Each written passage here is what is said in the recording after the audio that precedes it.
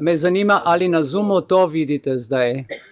Vidimo. Ja, krasno. V redu. Zdaj vas prosim, če lahko tukaj luči ugasnete v sobi. Hvala lepa. 3, 4, začnemo.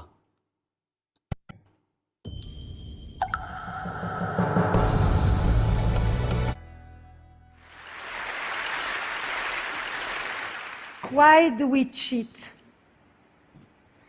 And why do happy people cheat?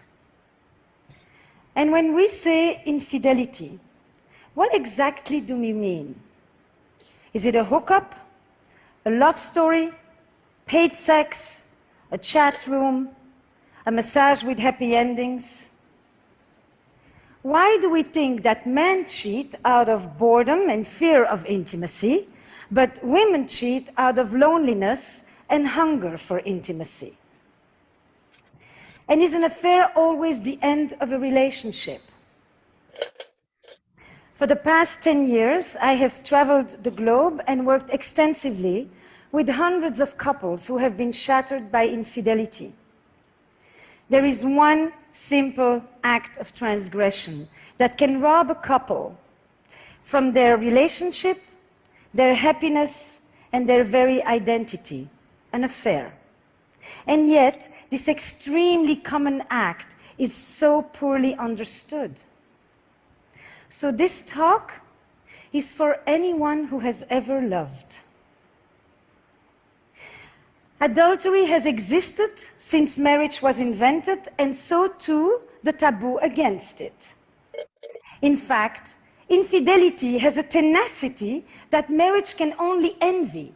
So much so that this is the only commandment that is repeated twice in the Bible. Once for doing it, and once just for thinking about it. So how do we reconcile what is universally forbidden, yet universally practiced? Now, throughout history, men practically had a license to cheat with little consequence, and supported by a host of biological and evolutionary theories that justified their need to roam. So the double standard is as old as adultery itself. But who knows what's really going on under the sheets there, right? Because when it comes to sex, the pressure for men is to boast and to exaggerate. But the pressure for women is to hide, minimize, and deny. Which isn't surprising when you consider that there are still 9 countries where women can be killed for straying. Now, monogamy used to be one person for life. Today, monogamy is one person at a time.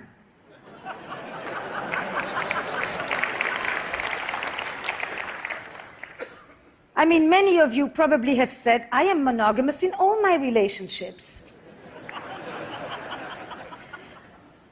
We used to marry and had sex for the first time, but now we marry and we stop having sex with others.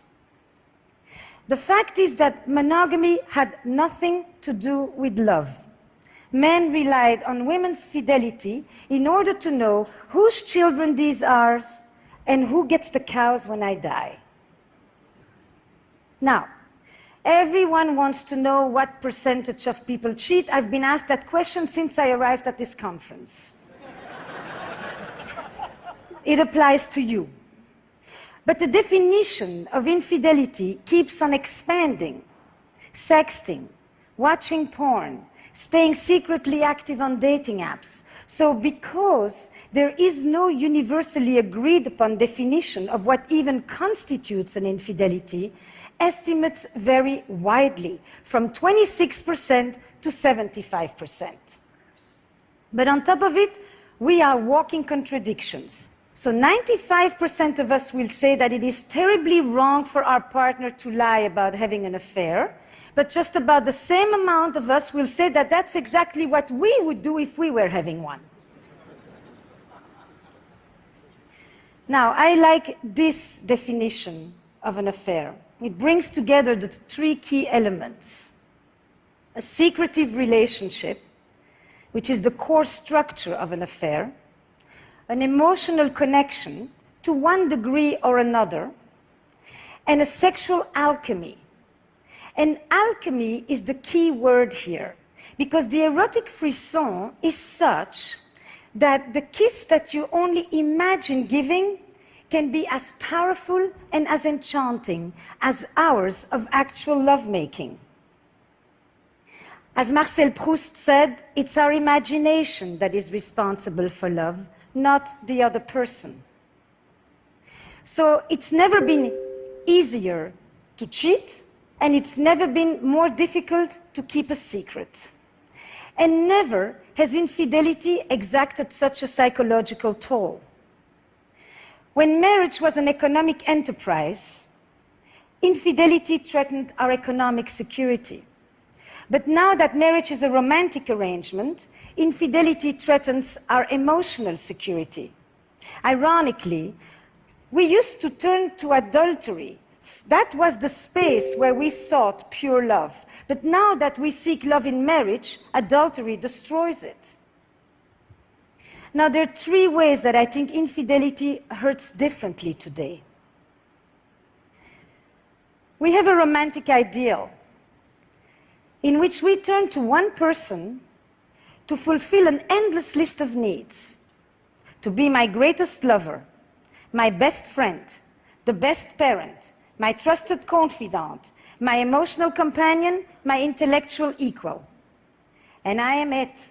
I'm chosen, I'm unique, I'm indispensable, I'm irreplaceable, I'm the one. And infidelity tells me I'm not. It is the ultimate betrayal. Infidelity shatters the grand ambition of love. But if throughout history, infidelity has always been painful, today it is often traumatic because it threatens our sense of self. So my patient Fernando, he's plagued. He goes on, I thought I knew my life. I thought I knew who you were, who we were as a couple, who I was. Now I question everything. Infidelity, a violation of trust, a crisis of identity. Can I ever trust you again, he asks. Can I ever trust anyone again? And this is also what my patient Heather is telling me when she's talking to me about her story with Nick, married, 2 kids. Nick just left on a business trip. And Heather is playing on his iPad with the boys when she sees a message appear on the screen. Can't wait to see you. Strange, she thinks, we just saw each other. And then another message. Can't wait to hold you in my arms. And Heather realizes these are not for her. She also tells me that her father had affairs, but her mother, she found one little receipt in the pocket and a little bit of lipstick on the collar. Heather, she goes digging. And she finds hundreds of messages and photos exchanged and desires expressed. The vivid details of Nick's 2-year affair unfold in front of her in real time. And it made me think, affairs in the digital age, a death by 1,000 cuts. But then we have another paradox that we're dealing with these days. Because of this romantic ideal, we are relying on our partner's fidelity with a unique fervor. But we also have never been more inclined to stray. And not because we have new desires today, but because we live in an era where we feel that we are entitled to pursue our desires. Because this is the culture where I deserve to be happy. And if we used to divorce because we were unhappy, today we divorce because we could be happier. And if divorce carried all the shame, today, choosing to stay when you can leave is the new shame. So Heather, she can't talk to her friends because she's afraid that they will judge her for still loving Nick. And everywhere she turns, she gets the same advice. Leave him. Throw the dog on the curb. And if the situation was reversed, Nick would be in the same situation. Staying is the new shame. So if we can divorce, why do we still have affairs? Now, the typical assumption is that if someone cheats, either there's something wrong in your relationship or wrong with you. But millions of people can't all be pathological. The logic goes like this. If you have everything you need at home, then there is no need to go looking elsewhere. Assuming that there is such a thing as a perfect marriage that will inoculate us against wanderlust. But what if passion has a finite shelf life? What if there are things that even a good relationship can never provide? If even happy people cheat, what is it about? The vast majority of people that I actually work with are not at all chronic philanderers. They are often people who are deeply monogamous in their beliefs, and at least for their partner. But they find themselves in a conflict between their values and their behavior. They often are people who have actually been faithful for decades, but one day they cross a line that they never thought they would cross, and at the risk of losing everything. But for a glimmer of what? Affairs are an act of betrayal, and they are also an expression of longing and loss. At the heart of an affair, you will often find a longing and a yearning for an emotional connection, for novelty, for freedom, for autonomy, for sexual intensity, a wish to recapture lost parts of ourselves, or an attempt to bring back vitality in the face of loss and tragedy. And I'm thinking about another patient of mine, Priya, who is blissfully married, loves her husband, and would never want to hurt the man. But she also tells me that she's always done what was expected of her. Good girl, good wife, good mother, taking care of her immigrant parents. Priya, she fell for the arborist who removed the tree from her yard after Hurricane Sandy. And with his truck and his tattoos, he's quite the opposite of her. But at 47, Priya's affair is about the adolescence that she never had. And her story highlights for me that when we seek the gaze of another, it isn't always our partner that we are turning away from, but the person that we have ourselves become. And it isn't so much that we're looking for another person, as much as we are looking for another self. Now, all over the world, there is one word that people who have affairs always tell me. They feel alive. And they often will tell me stories of recent losses, of a parent who died, and a friend that went too soon, and bad news at the doctor.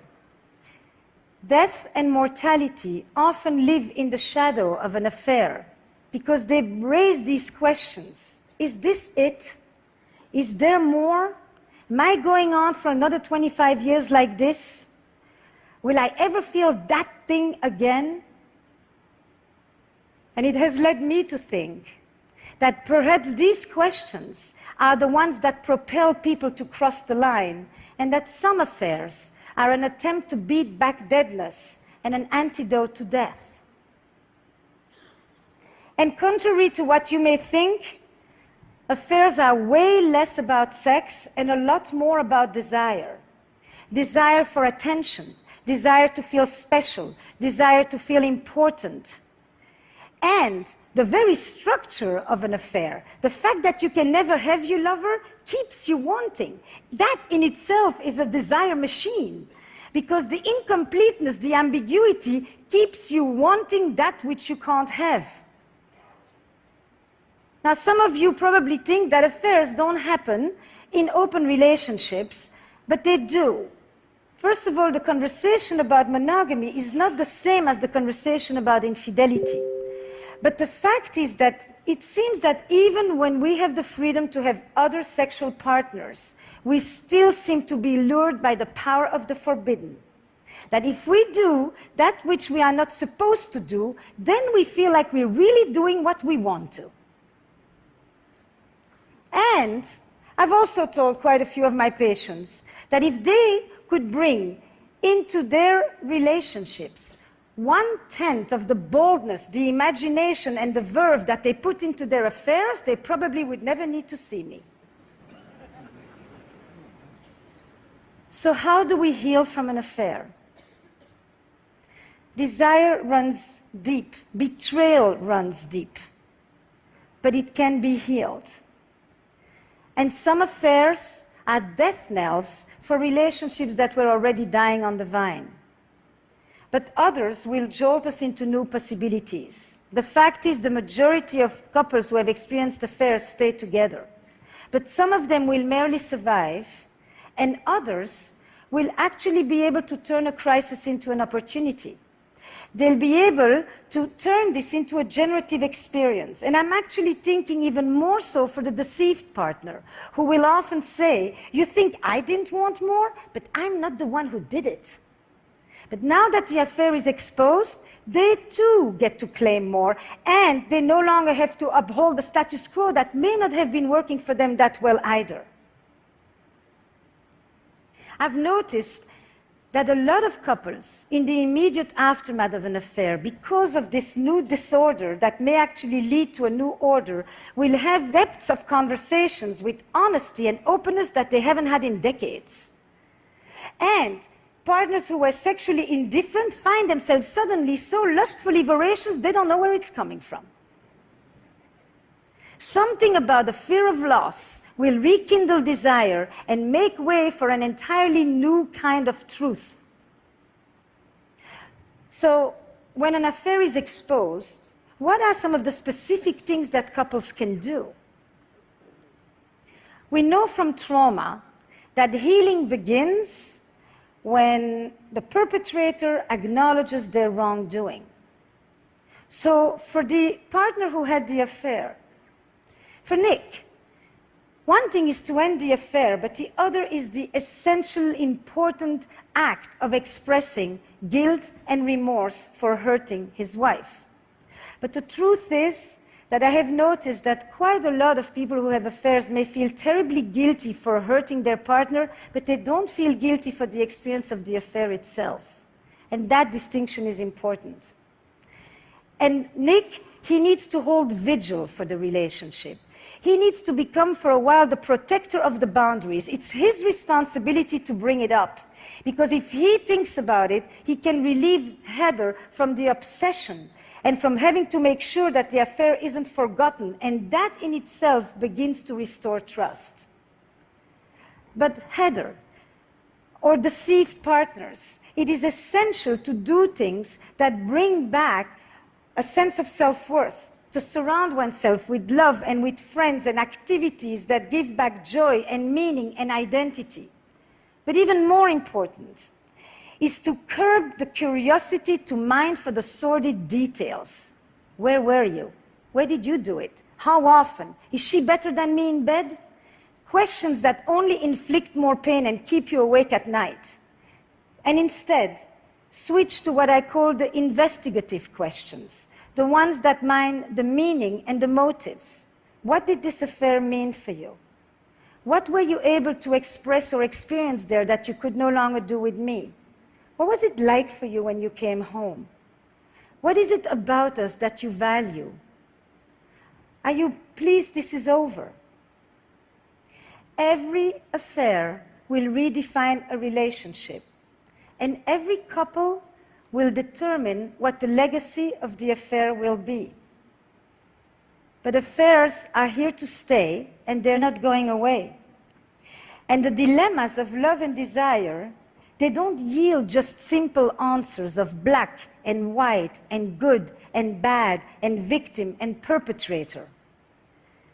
Betrayal in a relationship comes in many forms. There are many ways that we betray our partner, with contempt, with neglect, with indifference, with violence. Sexual betrayal is only one way to hurt a partner. In other words, the victim of an affair is not always the victim of the marriage. Now, you've listened to me, and I know what you're thinking. She has a French accent. She must be pro-affair.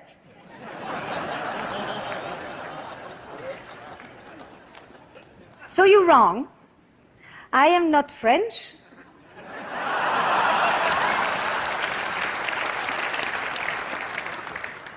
And I'm not pro-affair. But because I think that good can come out of an affair, I have often been asked this very strange question: would I ever recommend it? Now, I would no more recommend you to have an affair than I would recommend you to have cancer. And yet we know that people who have been ill often talk about how their illness has yielded them a new perspective. The main question that I've been asked since I arrived at this conference when I say I do a talk about infidelity is for or against? I said yes. I look at affairs from a dual perspective. Hurt and betrayal on one side, growth and self-discovery on the other. What it did to you and what it meant for me. And so when a couple comes to me in the aftermath of an affair that has been revealed, I will often tell them this: today in the West, most of us are going to have 2 or 3 relationships or marriages. And some of us are going to do it with the same person.